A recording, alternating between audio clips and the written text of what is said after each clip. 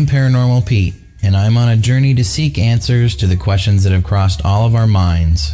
What happens to us when we die? Is there an afterlife? I'm a regular guy who discovered the gift of psychic mediumship in my 30s. My passion for history and the unknown have put me right here, right now. My mantra for anything paranormal is, we don't know much and anything is possible. Join me as we find our way through the stories, evidence, and experiences of the paranormal and beyond in search of answers, even if that leads to more questions. Are you with me?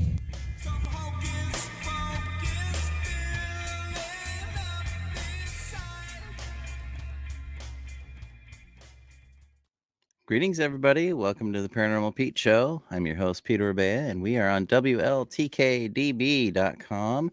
And anywhere you stream from, just look us up under the handle WLTK-DB, especially on all the socials. This, if you haven't been that familiar with this station, well, let me tell you, there's a lot to listen to, a lot of content each week. I think we're at 22 shows, maybe still counting. I don't know. There's a lot of different content from true crime podcasts to cryptids to paranormal to metaphysical. We've got it all here for you, and you can download the station app. Just go to your Apple Store or Google Play Store, wherever you get apps from, and look up WLTK-DB. You can listen to live shows. You can listen to past shows. You can access the shop. There's a lot you can do. I use it to listen to shows on the station. Pretty handy. So be sure you go download that. And I've got a really cool episode for you guys tonight. And this is episode 80. I feel like every 10 episodes is like a good benchmark. And didn't know that I would make it past 10 when I started doing this. So here we are with episode 80. And we've got very special guests, best-selling author Leslie Rule on tonight. But first, I want to give a shout out to station owner, host of Haunted Voices, the man on the ones and twos for every show, Mr. Todd Bates. Thanks for all you do. And friend and producer of the show, Michael Beers. So thanks for everything that you do for the show. If you like the intro music to the show here, that's my band, Steady Rock Cosmonaut. Check it out, steadyrockcosmonaut.com. And we've got a show coming up November 4th at the Charleston Theater in Bremerton. So if you live in the region, you want to come check us out. We're playing on November 4th. So stay tuned at our Facebook page or our website. Upcoming guests for the rest of this month and getting into November, very exciting lineup of guests. I've got author, director, and actor Cleet Keith we're going to be talking about his book Ghosts of Greystone and Beverly Hills. Got him on next week. And you see there's a theme going on here. Lots of ghost stories, getting ready for Halloween with Leslie Rule on tonight. And then we got Cleet next week. And November 1st, I've got special guest Genevieve St. Clair. She's going to be speaking and teaching classes at the upcoming Port Gamble Ghost Conference, November 11th through 13th. It's our 13th annual conference, so very excited to have her be joining the conference and the show. That'll be November 1st. The following Tuesday, we're going to have a friend of the show. She's coming back. Medium Sarah Lamos is coming back on. And she'll be speaking and teaching classes at the Port Gamble Ghost Conference as well. Later on in November, I got fellow WLTK-DB host of the Psychic Hour, Kelly Ripa, coming on the show as well. So I'm really excited for that. We're going to talk numerology and just mediumship stuff. So that's going to be a lot of fun. Right now, I've got Ghost Walk season is in full swing here in Little Port Gamble. And if you don't know where Port Gamble is, right across Puget Sound from Seattle. And then just north, just a little bit. So right at the Hood Canal there is where we're at. And so we've got ghost walks going on. You can go to portgambleparanormal.com. You just go to my hat there. And you can see all the upcoming dates and get tickets. I am sold out, but I have for the next couple weeks. But I do have space on Halloween night, which is always a fun one. And this past weekend, it was pretty cool. Both Friday and Saturday nights, towards the end of the tour, when everyone's being quiet and I'm sharing some stories and some EVPs and disembodied voices I've captured, we actually heard a female voice do some sort of vocalization twice, both nights. And the cool part is when I heard it, I just kind of stopped. And then everyone else seemed to hear it and commented, "Hey, did you hear where'd that come from? Did you hear a voice?" And so that was really cool. And it seemed to be the same voice both nights. It came from the second floor of the Walker Ames house, and we were all on the first floor. So that was really cool. So if you want a chance at maybe experiencing something, the ghost walks are a great way to do that. And we got Mike Beers checking in. Hey, everybody.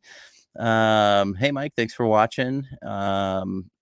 Wherever you're watching from, just get in the comment bar there. And if you have a question tonight, we'll take questions. Always happy to take questions, but we'll definitely get your comments up there. Nikki Cribbs, hey guys, thanks for watching, Nikki. And we want to give a birthday shout out to a great friend of this show, Corey Williamson. Happy birthday, man. Hope you're having a great day and dreaming about Sasquatch out there. But without further ado, I'd like to introduce tonight's guest because we've got to get into it. I think there's a lot to talk about. And there's Mary as well. Hi, thanks for watching. And Nikki, thanks for the comment. Absolutely love the show. Right on. So wherever you guys are watching from, comment with us. Join the conversation. But tonight's special guest is very exciting because she has a book releasing today. Author Leslie Rule was born on a dark and stormy night in Seattle, Washington, and grew up in a haunted house. She has authored a number of best-selling books, including 5 nonfiction books of ghost stories. Her latest, Haunted in America, this one right here, guys. This one right here is out today, released today, in fact, and includes updates and new stories. Leslie is also a photographer, if you didn't know, and took many of the courtroom photos for the books by her mother, the late true crime author Anne Rule. Leslie's true crime book, A Tangled Web, which we're going to talk about tonight, was released in April 2020 and covers a frightening Omaha love triangle. And this month is made into a movie produced by Kelly Ripa, and the film title was changed to The Disappearance of Cari Farver and airs on Lifetime this month, guys. So we're going to be talking about that. Without further ado, welcome to the show, Leslie Rule. Hi, Pete. Thanks for having me. Right on. Well, thank you for taking time. This is probably a busy day for you, right? Actually, it's not been that busy. You're my first interview today. Well, I'm very honored to be your first interview of the day with you, with your book being released today, and thanks so much for carving the time out. Excuse me. Are you in Seattle? Because I'm tired of this smoke up here. I'm now living in the Phoenix area.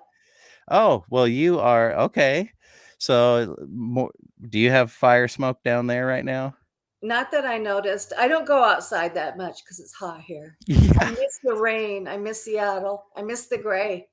Well, it's coming back, and the rain. It's been a real dry summer, and they're saying rain this weekend. So I might have to travel back to Seattle just to feel the rain on my face again.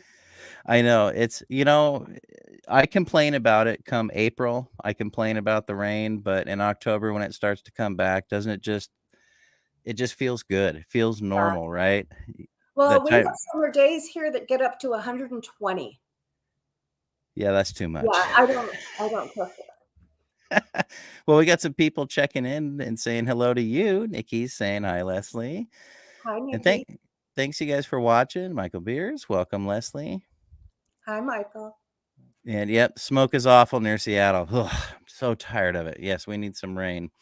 So, well, exciting that this is releasing today, Haunted in America, I should say. And thank you so much for this copy. And what is it? What are you most excited about in the release with this book today? What are you so anxious to hear from people about? Well, I'm excited because this is actually a collection of stories from the first 4 ghost books, and then at least 100 pages of new stories added. But the thing that is the most exciting to me is the fact that I have now been able to dive more deeply into newspaper archives. When I researched Coast to Coast Ghost, it was actually a quarter of a century ago when I started researching that book. It came out in 2001. And I would travel, I'd fly across the country to whatever city I was researching.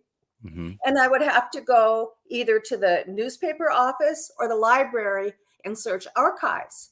But they weren't that organized.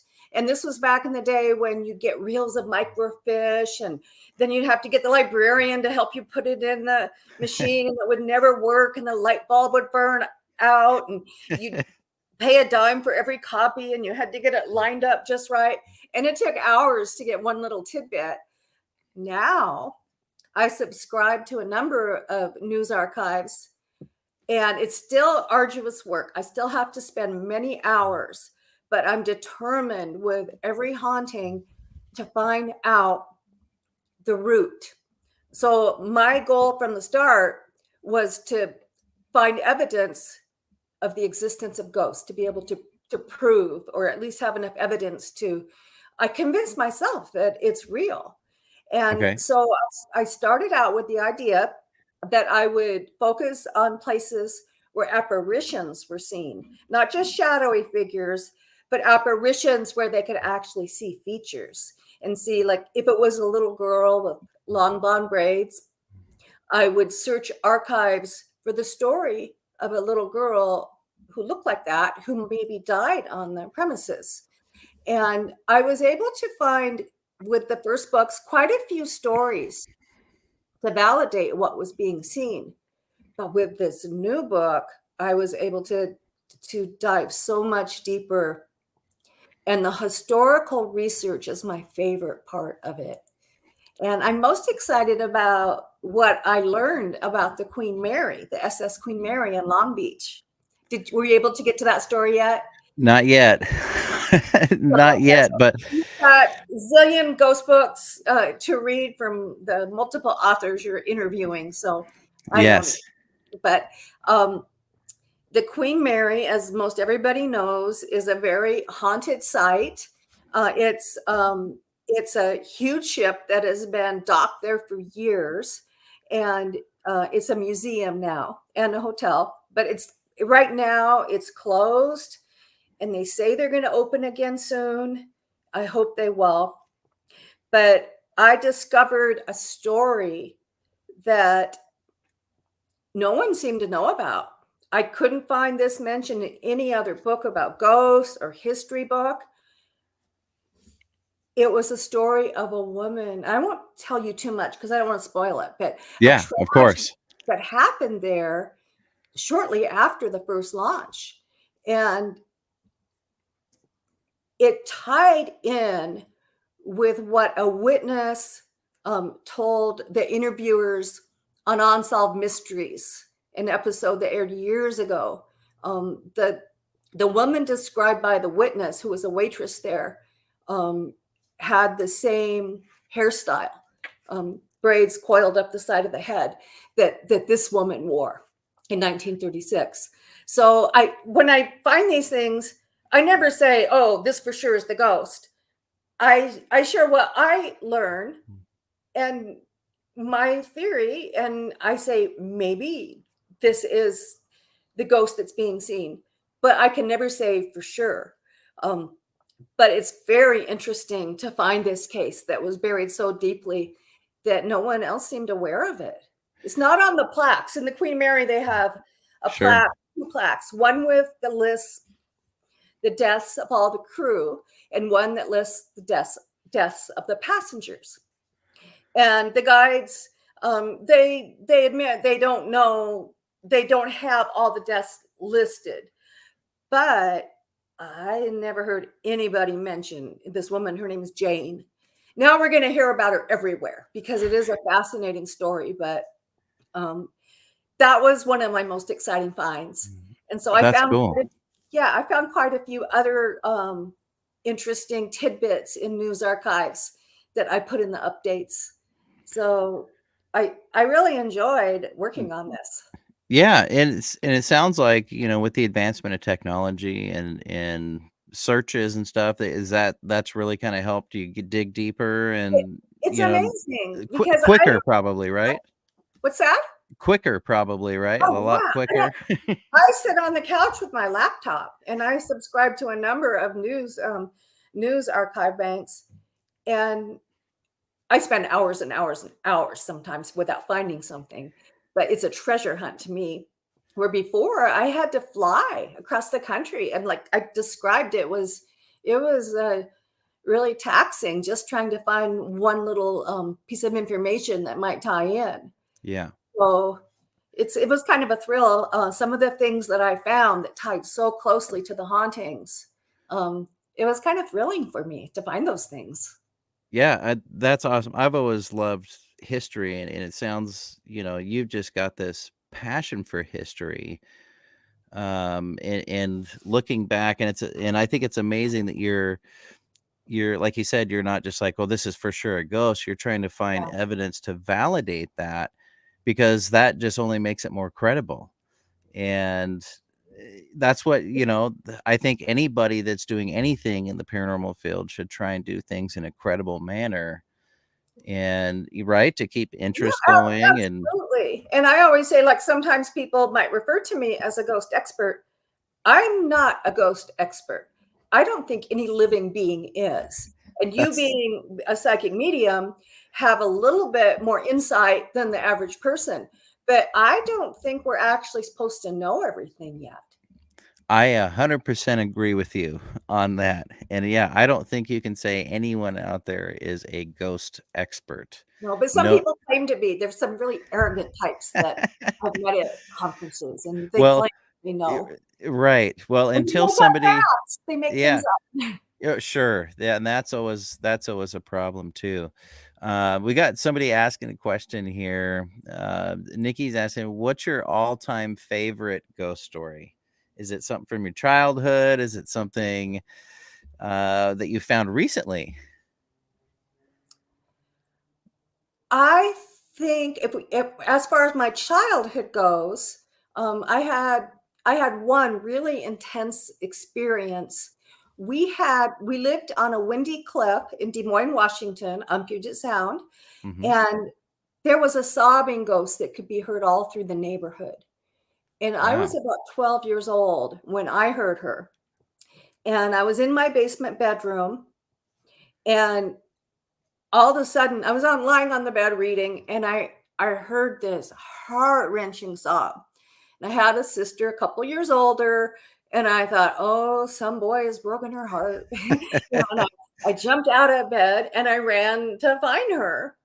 But I run through the house, and it was odd because the crying always seemed to be one room away. I ran all through the house. Turned out my sister wasn't home.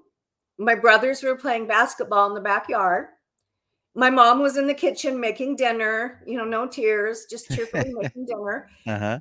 And I learned later that right up the street, there was a house on 6th Avenue where the family would hear it nightly. And it started usually around dusk in the field behind their house. And the Wow. later it got, the darker it got, the louder the crying became, until it sounded as if it were coming from their cellar. And it was accompanied by the sounds of bones crunching. And they were renting the place, and it was not like a cellar, like a rec room where there was a pool table and where people hung out. It was just a kind of a dark space, a small space that they hadn't ventured into. So the neighbor's name was Sandy Smith, and she came down and she asked my mom if she would go with her into the cellar, because she wanted to see, maybe there was an animal trapped down there making that noise. Right. So my mom went with her, and it was daylight, of course, when they did this. And as they prepared to go in, they suddenly decided maybe the dog should come with them. So they tried to get the neighbor's dog, to go in. But the dog stood there, and its fur went up on the back of its neck, and it would not budge. It would not go in there. Wow. So the ladies went in. There was nothing there. It was a cleanly swept floor, nothing, not one thing. Now, what's kind of interesting is that a few years later, there used to be a TV show in Seattle called Northwest Afternoon. Yeah. It was a show that my mom was on it a lot. but I was on it maybe 4 times. And so one Halloween, they had me on, and on the phone, we had my friend, psychic medium Nancy Meyer, and she was on the show too, but via the telephone. And I had sent her an envelope full of photographs that she opened as she was on the air. And I didn't tell her what they were. So Right. and she, as a psychic medium, had worked with police solving crimes. And she usually worked with crime scene photos. She could read a photo, or she can read a photo, I should say, because she's still active. But she pulled out the picture, and it was photographs of the yard where my house had once been. It's now a park called Overlook Park. The house is long gone, but that was the site of my childhood home. So Nancy looks at the photo and she says, I hear crying. Amazing. She said a woman lost her baby. The child didn't die, but it was taken away from her because it was people thought that she was too young to care for it. So it was taken away from her. Now, not too long after that, my mom and I were signing books at an event for the Des Moines, Washington Historical Society. Okay.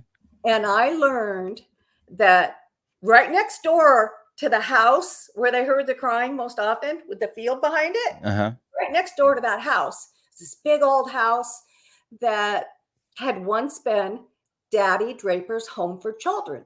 It was an orphanage. Oh, wow. And Daddy Draper he turned all the kids he took care of into a band, and they travel all around the country with this band. So it kind of made sense with what Nancy said, because it made me wonder if she tuned into the right ghost. Was this a woman whose child was taken away, placed in Daddy Draper's home, and now the ghost maybe doesn't realize the child would have grown up a long time ago and be long gone? Yeah. So that was kind of an interesting one because of the way it unfolded. Yeah. Oh, I had chills the whole time listening to you talk about it. You should have Fascinating. Nancy on here sometime. She's really interesting. I will look into that. That's amazing. And going back to the crying, and when you heard it, did you have like a first instinct reaction of anything paranormal, or was it just like, is this somebody who's crying? I wasn't thinking paranormal.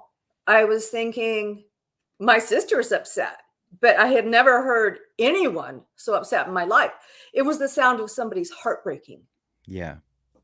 And it was so intense.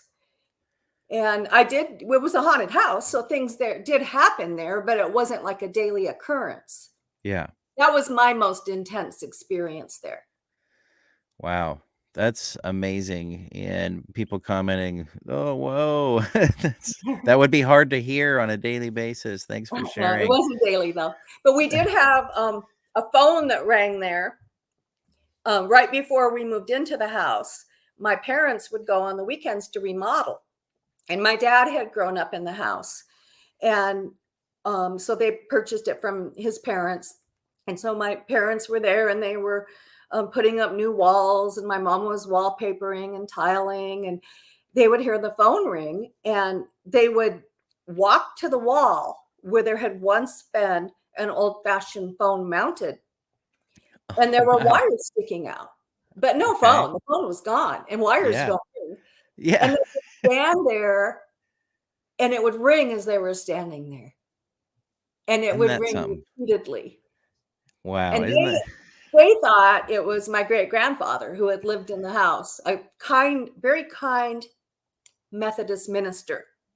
Okay. And when I was a little girl, I wasn't scared because I thought he's sort of like a guardian angel. Yes. So yeah, that was kind of what I thought when I was a kid. And I still think it's a strong possibility. Yeah. If that's what you're thinking and that's kind of where your gut's going, chances are that's what it is, and in my experience, doing mediumship, you take your religion with you, you take the values of that with you. And so someone who, somebody who's a protector in life or looks over others is going to do the same in the afterlife, just the same as someone who's a jerk in life is probably going to be a jerk on the other side if they choose to be. Yeah. We had an interesting question from Philip. Thanks for watching. And this kind of gets into more of the ghostly encounters, but did you or your family ever experience any ghostly encounters from the victims or killers that your mother wrote about? Well, my mother wrote the forewords of my first 4 ghost books, and she wrote in at least one of those about her feeling when she was writing that the spirits of her victims were there. And she didn't see them. My mom was really psychic. She had a very strong sixth sense. And I think that's really helpful for writers because it helps us get into people's heads more and really Right. what they might have been feeling. Yeah. And she felt like she'd be writing and she wasn't, and I'm the same way. We're just not organized in our space, papers everywhere, but in our heads, we're organized. You have to be if you're writing books. Right. She said there'd be piles, just stacks of stuff everywhere. And so she would need typing along and she would need a particular document. And there were transcripts and police reports and all kinds of things. And she would reach out and somehow always manage just to get the piece of paper she needed. And she felt that she had some guidance. I bet she did. And well, let me ask you this, because often you find that those kind of gifts run down the family line. What's your take on, I mean, what do you feel that you've got some of these gifts as well? And have you had any experiences that would point to that? Well, I do, but I would never call myself a psychic. But I have probably like millions of other people have. I have met many, many, many people who have the ability. And I actually think most people do, but they Right. shut it down. Right. Um, Throughout my life, I've had dreams before things have happened. My foresaw my father's death. He died of cancer at 43. And all through his illness, I would have dreams that would prepare me for the next step. And then when I was 19, I had a dream about my mom's father, my grandpa Stack. And in my dream, he was only like 72, but they lived on a ranch and he was a pig farmer. He was Mhm. actually a retired college professor, but they had moved to this peaceful environment. And in my dream, I saw him in the pig pen, all of a sudden clutch his heart and fall to the ground. And in the next instant in my dream, my grandma was hugging me and I could just feel her heart breaking. And I sat down and I actually made him, my grandpa, a Valentine, and I told him how much he meant to me. That was February. And it meant a lot to him to get that from me. Yeah. In June, it happened. He had the heart attack exactly in the spot where I had seen him fall in the dream. And when I saw my grandma, she hugged me just like she did in the dream. And if I could feel the emotion, Yeah. I knew her heart was breaking. And so that was just one of many dreams I've had throughout the years. Yeah. But again, I don't think I'm that unusual.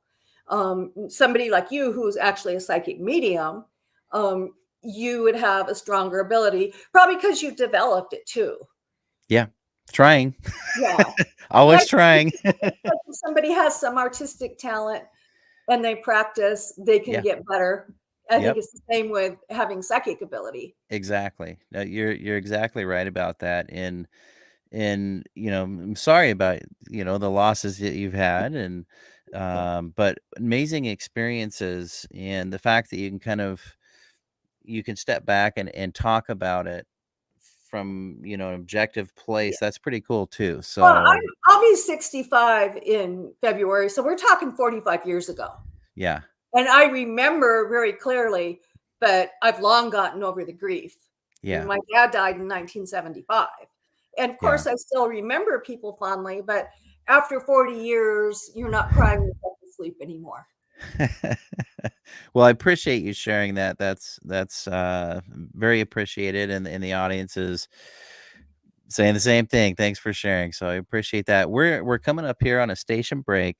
When we get back, I want to ask you about a Tangled Web, and let's talk about that and maybe some more ghost stories as well. So we're here on WLTK-DB.com, and I'm Peter Orbea, host of the Paranormal Pete Show. And we got a very special guest tonight, Leslie Rule. Honored to have her on the show tonight. We'll be right back from a station break, so hang on real quick.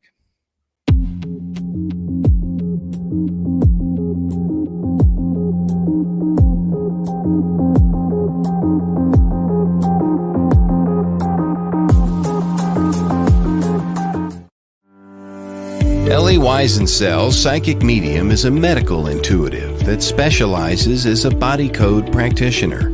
As an energy healer, Ellie offers additional services that allow her modalities to be intertwined with energetic healing. Within your subconscious lies information that knows everything about you and why you deal with specific conditions. The subconscious can be considered the blueprint to your entire body. With Ellie working physically with your subconscious mind, we detect what negative emotions are trapped and where they are stored within the body that is causing you your emotional and physical pain. This work is designed to remove imbalances and correct them energetically, getting to the root cause of why you have your condition, to help balance your body so it may heal itself. Your body is infinitely wise and wants to be in balance. The body code is not only gentle for humans, but it is also a gentle process to help animals. For more information, contact Ellie Weisensell at the website below.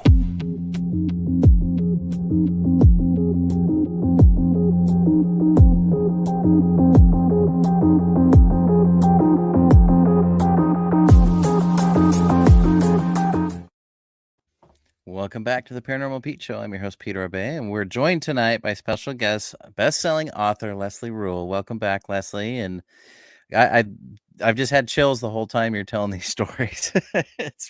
I can almost feel it. It's cool. So we're gonna talk about A Tangled Web here, one of your true crime novels here. But first, I want to go back to Haunted in America. And folks out there, you want to go to authorleslierule.com, and there's links there from your favorite place to get books to go get a copy of this. It comes out today. So authorleslierule.com, go check it out. And one thing that I was kind of noticing, I've just been so stinking busy lately with tours, but I'm very excited for this book because when you read a lot of ghost books about places, it's all the famous places that are haunted.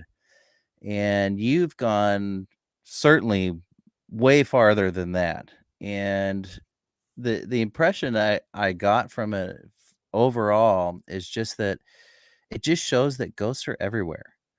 And, it's not just the famous places like Waverly Hills or, it's not just those places that have this stuff. It's everyday, regular people experience things in where they work, at school, wherever it may be, and that people are experiencing this. And you're going out and you've dived deep into these stories and brought them to life. And so that's one of the things I'm really excited about reading this book is it's just all encompassing. It just kind of shows you, it's everywhere. We all can have these experiences. And, is that kind of what you were going for? Is just to show, is that one of the things for collecting all these stories? I initially started doing it to convince myself. I wanted to see the evidence, but what I'm always looking for as a writer is something new and fresh. So yes, I have been to famous haunted places to investigate. Some of the places actually became famous after I wrote about them, because I think that a lot of writers just look at other writers' material or articles that have been already published. But I like to go talk to people and get the deeper scoop I like to hear new things. I want to go to places that are haunted, that haven't gotten a lot of news coverage. Because I Right. think that's more interesting, because we do see the same stories over and over again. Yeah, same places, same Yeah. stories, and the fact that you're going out and talking to these people and you're getting those firsthand accounts, I mean, that kind of puts you right there, right alongside you with doing the research. Yeah, and it's something about when you sit down with somebody and they trust you, they know that I believe them, and they'll open up, Mhm. and they will tell me things that often they'll say, "I've never told this to anybody else before because I was afraid people would think I was crazy." Yeah, But I don't think they're crazy because yeah, I've experienced it too. and if we all had a dime for every time somebody said that, we'd all be just We all be millionaires true. upon millionaires. Yeah. 'Cause and that's just it, getting people to open up, and I think, you said just listening to them, listening from a non-judgmental place really can help build that trust, and especially when you've got that, when someone can tell that you've got curiosity, it's curiosity that you're coming with to them. That kind of helps, I think, open people up too, and that's why I love, ghost conferences, because they're a place where you can talk about that thing that you never told anybody because Yeah. you thought everyone would say you're crazy, and Yeah. so I really like the approach, and it, like I said, I feel like I'm gonna be right there with you, you know, getting these stories and I hope learning so. about them. Yeah, no, I'm Try to, as a excited. writer, try to make everything come alive. Yeah, yeah, well, you've done that very well. So let's talk about A Tangled Web. Tell us what that's about, because it sounds like a kinda a thrilling story, a little bit It's scary. it's tragic, because somebody died, but, A Tangled Web is the story of an Omaha love triangle murder that happened in 2012, and there was, a man, Dave Krupa, and 2 women, Cari Farver and Liz Gollier, and he was dating them both.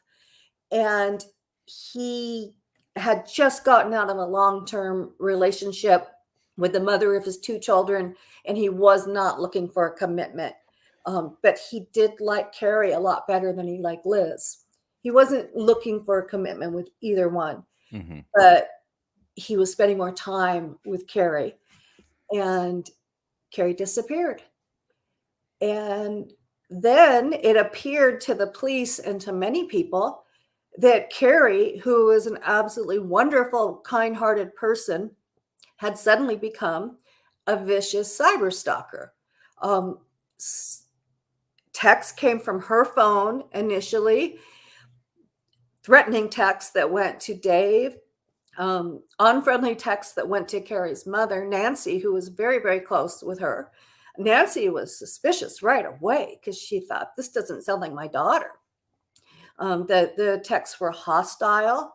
And the thing that made Nancy the most suspicious was the fact that the grammar was bad and the punctuation was bad. Because Carrie was meticulous with that, and she would not send a text till it was perfect. Right. But it took Nancy years. The police would not believe her. They thought, oh, well, she's texting, she's emailing, she must be okay. And then after over 2 years of this, a brilliant trio of detectives got on the case. They actually asked for the case. This was in Iowa, because Carrie lived in Iowa, disappeared in Omaha. Nebraska and Iowa are connected by a bridge. So the town council bluffs and Omaha are actually right next to each other, just separated by the river. Okay, okay. So Detective Ryan Avis, Detective James Doty, and Special Investigator Anthony Cava were on the case. Avis and Doty asked for the case. Cava is an IT expert.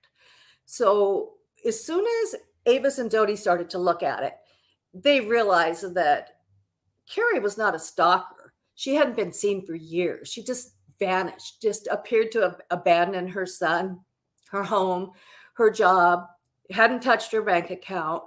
And they suspected right away someone else was behind the stalking. And they zeroed in on the real killer, the jealous female, Liz. And it was not an easy case for them to solve. They were able to quickly prove that the emails and threats were coming from Liz, but that didn't prove that Liz murdered Cari. It didn't even prove that Cari was dead.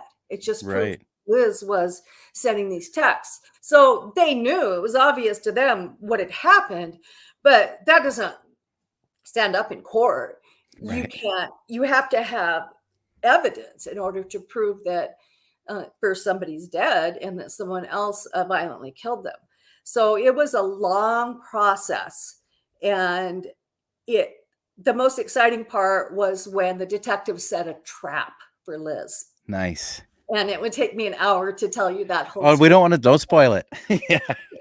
No, don't spoil it. So, what was it like researching that story and getting it out through the pen or the keyboard? Was it, or I guess, does it make you look at people different when you're researching something like this? Well, Do you get spooked out? When no, you you know got all what? this in your head? Yeah.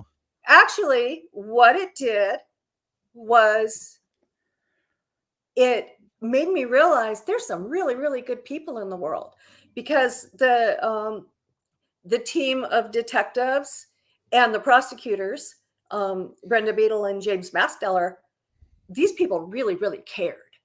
And the detectives couldn't solve the crime in a normal work week.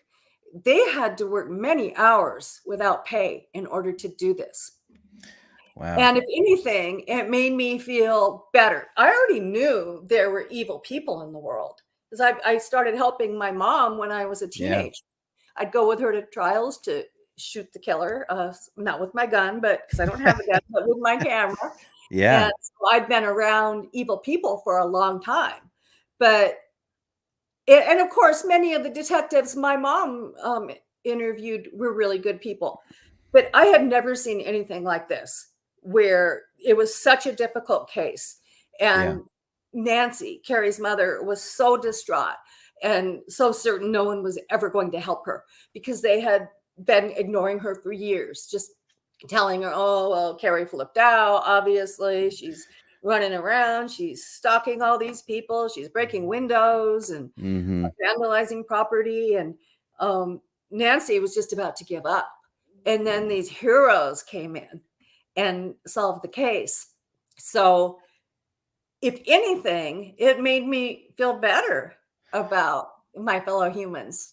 That's awesome. I would think most people would go the other way, and that's why I wanted to ask, because I know you like you said, you've been around some evil people, for a long time, and what makes you have this optimistic outlook, I guess? What keeps you optimistic? There's heroes in the story, and of course, I spent most of my time talking to the good guys. I didn't go to the prison and talk to Liz. I would have if she'd have allowed it. I wrote her a letter and asked her if she had anything she wanted to share. And she wrote back a very polite letter saying that it would not be good for her to have a book out there right now, because she was trying to prove her innocence. And then after the book went to press, she wrote me another letter, 6.5 pages in green ink, telling me all of the reasons she couldn't possibly be guilty.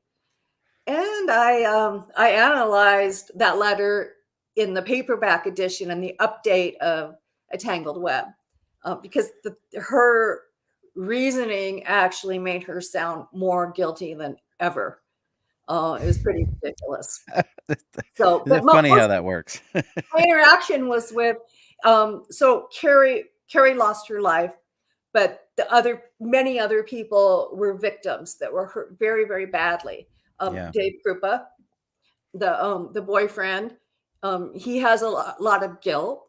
He didn't realize what had happened for years. He was thinking he had to protect Liz from Cari. And when he realized that it was the other way around, that Liz was the monster and poor Cari was a victim, he had tremendous guilt, and that he still carries. And there were several other people who got stalked, and they're still hurting. Cari's friends, she had a lot of friends. She had a son, a teenage son, and all of those people are still in a tremendous amount of pain. Yeah. So my interaction with evil was minimal. That's a good thing. I told you, I mentioned earlier, Ted Bundy, that book my mom wrote, Stranger Beside Me. I actually met Ted when I was 14. And everybody always talks about how cute he is. I was not impressed. And it was 1972, June, I think it was June 4th, Rolling Stones concert at the Seattle Coliseum. Wow. My two best friends and I, Janelle and Teresa, went to the Stones concert.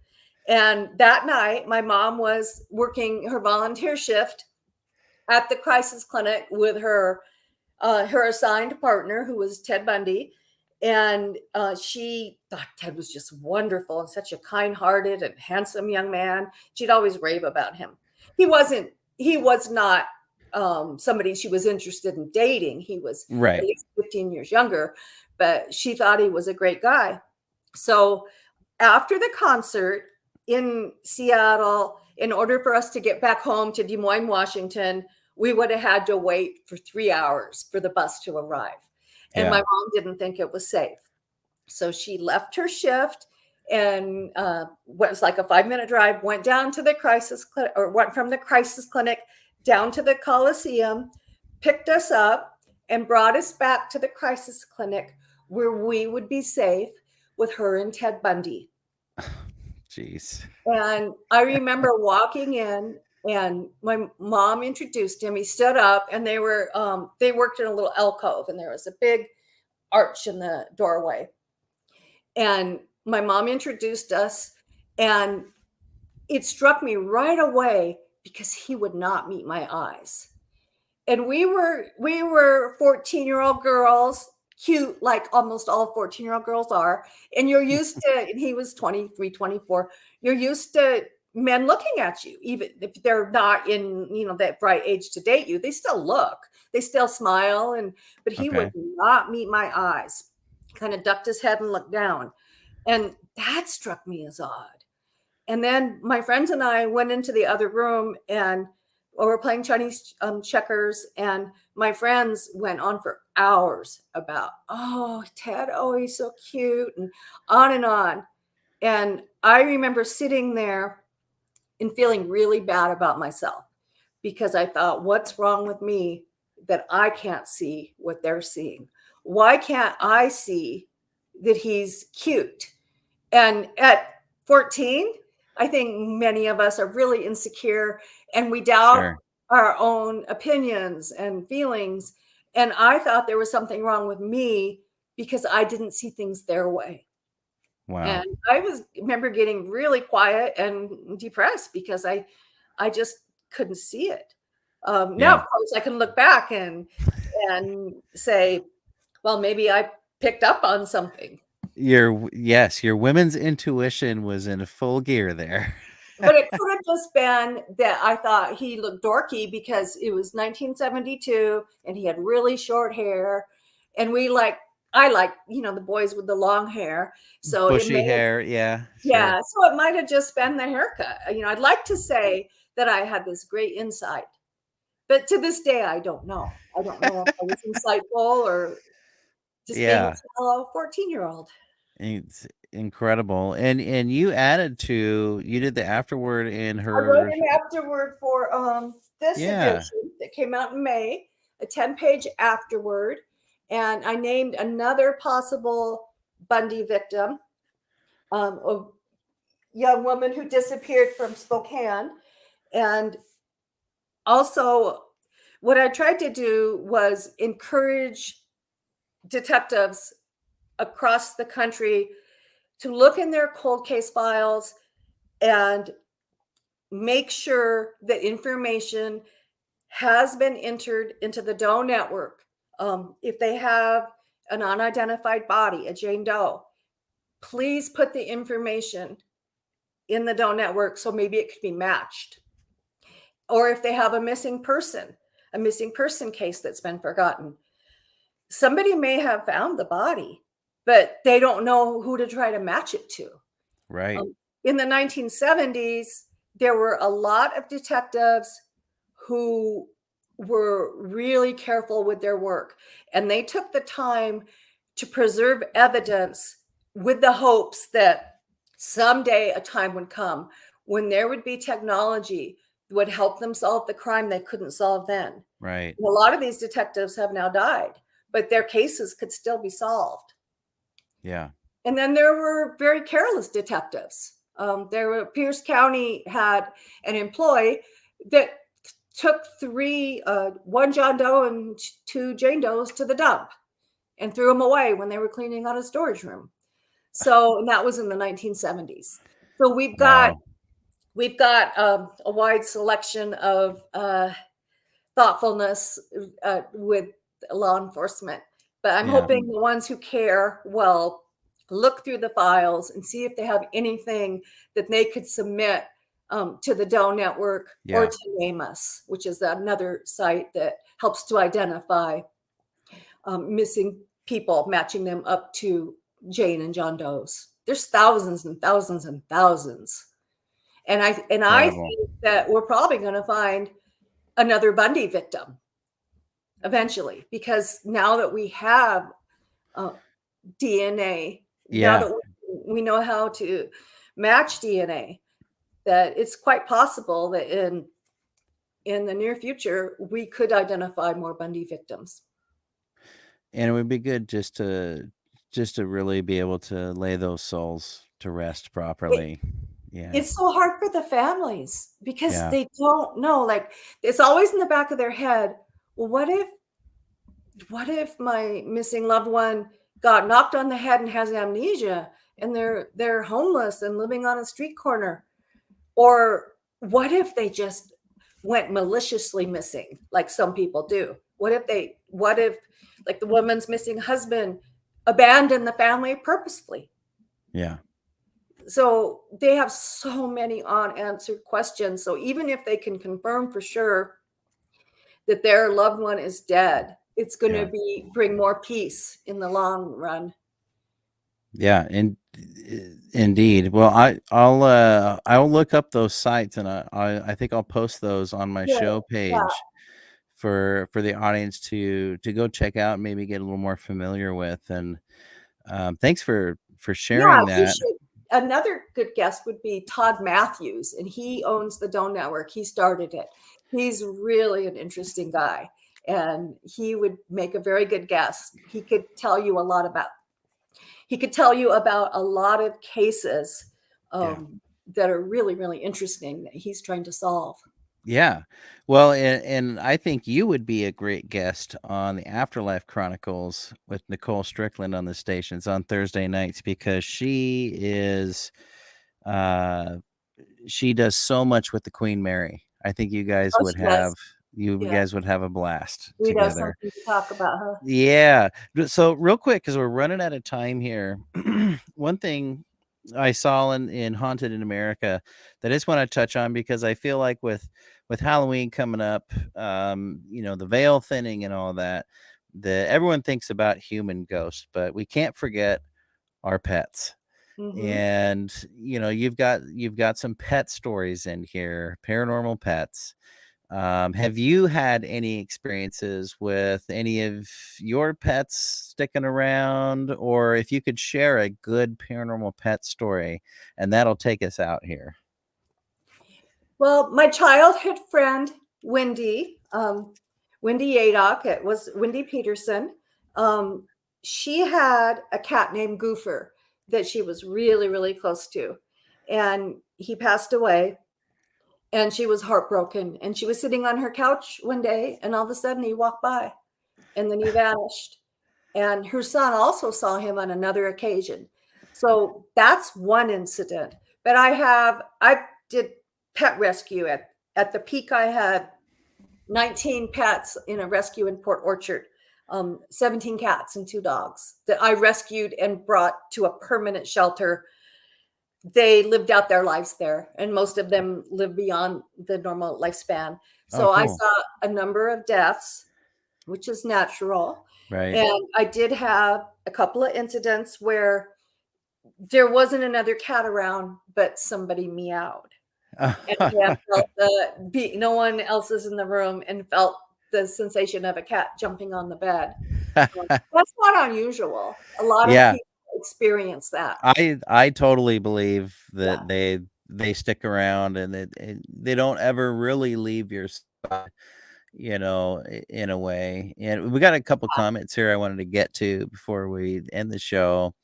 Philip saying he loved the Tangled Web and that he helps you write another true crime book, and also love the haunting books as well as the fiction like Whispers from the Grave. So thank you. That's a lot. Well, 1994. We'll keep going, Michael Beers, and we just bought the audiobook a few minutes ago. So thank you, Michael. Yeah, so everybody make sure you go to authorleslierule.com, and you'll see links there. You can get books like this one here, which I'm very excited to get into. I just think it's cool it shows more than just the famous places. It's everyday people, and I just have to commend you on the research and your passion for it, and I hope you just never stop. Thank you. Yeah, well, thanks again for carving out time. Michael's saying, Leslie, thanks for coming on the show. Yes, very much so. It was Michael's idea. Thank you, Michael. Yes, it was. Yeah, he's a great guy. I'm glad to have known him for some, I don't know how many years, 10 years, something like that. Thanks, Mary. Thanks for watching. Says thank you for sharing. And yes, thank you for sharing all that you did. And folks, go check out the book released today. Lots of updates. And we also, can we mention Lifetime with Tangled Web? The Lifetime movie based on a Tangled Web was called The Disappearance of Cari Farver. And they changed the title. And it was produced by Kelly Ripa, and it premiered 2 weekends ago, but it can still be streamed. It can be streamed through Hulu and various other places. Awesome. So yeah, go check that out, everybody. Thanks. Thank you. Great show, guys, from Nikki. Thanks you guys for commenting too. And Robin, thank you. And everybody out there. I leave every show with a toast. And before I do my toast, stick around for next week on the show. I've got author Cleet Keith. We're going to be talking The Ghost of Greystone, Beverly Hills. And Leslie, I want to wish you a great rest of the week and a great rest of the year and all the holidays and all that stuff. And I hope you'll come back on. I'd love to. Yeah, sometime we'll talk about any new, any updates, that you have. And I really appreciate all that you shared and brought to the show. And I know everyone else did too, but I leave every show with a toast that the past is history, the future's a mystery, but today's a gift because it's the present. And just folks, it's just your weekly reminder to be present, at least right now, right? Don't think about yesterday, quit worrying about what's coming up tomorrow. Take a few minutes and just, if you're with someone, just be there with them in the moment, be present. And I think you'll find a lot more enjoyment and everything in this crazy world we live in today. So join me next week on the Paranormal Pete Show, Tuesday nights, 8 p.m. Pacific, 11 Eastern. And once again, special thanks to Leslie Rule. I hope you have a great rest of the evening and wishing you the best of luck, or should I don't know if I'm supposed to say good luck or break a leg or, but best of luck in all that you do. And we'll see you again on the show sometime, but have a great evening, everybody. Take care. Thank you. The truth is here and now on WLTK-DB Talk Radio at WLTK-DB